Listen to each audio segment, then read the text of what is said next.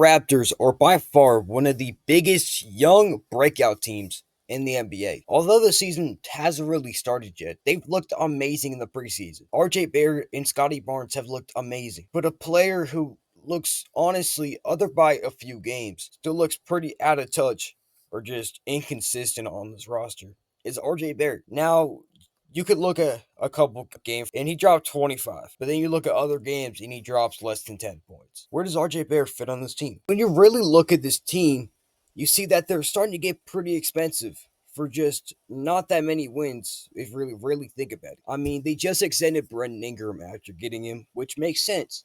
They extended Scotty Barnes, who honestly looked like the face of the franchise until BI got here, but still could be the face of the franchise. They got Emmanuel Quickly extended on a bigger contract. Same with RJ Barrett on a longer contract. Jakob Pertl. And what do you do when you have a team that's starting to get expensive, but isn't adding up to a top three seed every year? You have to trade someone. And if you really look at this team, the odd man out is RJ Barrett. He's not a key offensive player, which is really his specialty, is scoring. I mean, they already have RJ Barrett, and they just seem like a team full of dogs. And RJ Barrett just doesn't really feel like he fits on this team. Now, where could he fit? I don't know. We can get into that. Now, thinking of teams that could use a score first guy who can shoot, finish, do a lot, pretty decent scorer, pretty big contract too, and the immediate thoughts are the Nets, but I just don't think they have enough assets to go out and get RJ Barrett.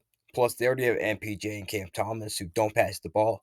And RJ Barrett's slightly better, but still. You could also think maybe the Detroit Pistons could use that. I mean, Jaden Ivey just got re-injured, so maybe the Pistons could be going trying to buy low on RJ Barrett. Let's look into trade what these trades could look like. So an RJ Barrett to the Pistons trade could look like Tobias Harris, Ron Holland, 2 seconds, and a first to the Raptors for RJ Barrett and Osha Abashi. Now, for the Detroit Pistons, obviously they get RJ Barrett, that second scorer, since not really a playmaker, but second scorer next to Cade Cunningham, who they desperately need. He adds shooting to this team, which, that's a great skill. They also get Osha Abashi, who can be an amazing role player. Really underrated, and can also shoot. And all they give up is Tobias Harris. And for the Raptors, Tobias Harris' expiring contract, they could use that money towards another trade potentially. They also get Ron Holland, who has a lot of upside, and it's just a straight up dog out there on the court. And that just seems to be what the Raptors are building. They also get a first out of this and 2 seconds, which are just assets that they can stockpile up for a bigger trade, like they try to go out and get Giannis this offseason.